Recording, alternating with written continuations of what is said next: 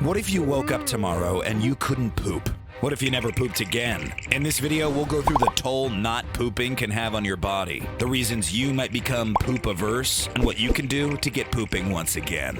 A little while ago, we told you what would happen if you weren't able to pee for a while, and unsurprisingly, there are a lot of similarities between pee and poo. Like peeing, pooping is a necessary process to eliminate waste and toxins from the human body. And like peeing, there are serious complications that arise if you decide to stop pooping altogether. It takes your body just under 53 hours to process food from mouth to butt, with 40 of those hours taking place in the lower intestine, or your colon. While everybody poops, we are each the master of our own destiny, and therefore we live according to our own poop schedule. A normal poop schedule can range from as much as 3 times a day to once every other day, although people tend to poop at the same times every single day. If you're not pooping regularly, chances are you're constipated. Constipation, as defined by doctors, occurs when you poop 2 or fewer times per week. Although it's a relatively common condition, it should really be treated promptly, as the problem can compound quickly, with poop backing up further into your intestines and making you feel sick. Occasionally holding your poo isn't really that big of a deal, but the longer you wait, the worse things can get. As poop sits in your colon, it absorbs water, making it bigger and harder and ultimately more difficult to pass, and possibly leading to colon damage. While it's possible that you can go a long time without pooping, things can definitely get quite uncomfortable.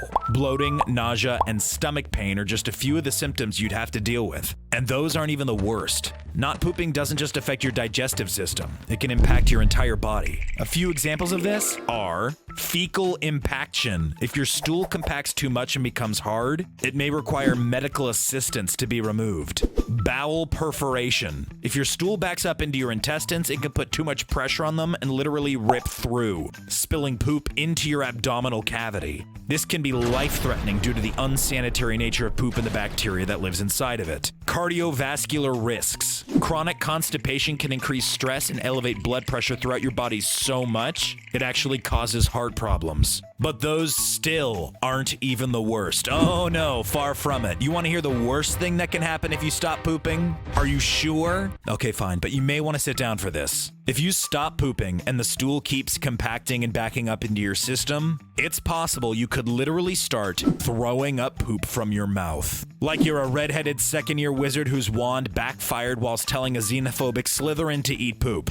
And yes, that was a deep Harry Potter and the Chamber of Secrets reference. And sometimes you can even pass away, in the case of a young woman from the UK who passed away after 8 weeks of constipation, during which her intestines grew so big they literally pushed on her organs and gave her a heart attack. But honestly, some of us may choose a heart attack over throwing up poop. There's some things you just can't quite recover from, you know? Aside from waking up with no butt, there are a couple of reasons you might want to stop pooping entirely. Diet, lack of exercise, stress, irritable bowel syndrome or IBS, and some medicines can keep you from enjoying a healthy, regular bowel movement. There are also mental diseases such as functional fecal retention syndrome, a condition mainly found in children who are scared to poop. In fact, the world record for not pooping may belong to a 13-year-old whose functional fecal retention syndrome prevented them from pooping for a year. That said, if you suppress your need to poop for a long time, it can be difficult to stimulate your colon to work again. So if your colon is stopped and you'd like to restart it, step number 1 to get it started is to drink more water, which is the solution to really most of life's problems. Your poop will absorb the water, stimulating the bowels to get moving again. Next, you should exercise,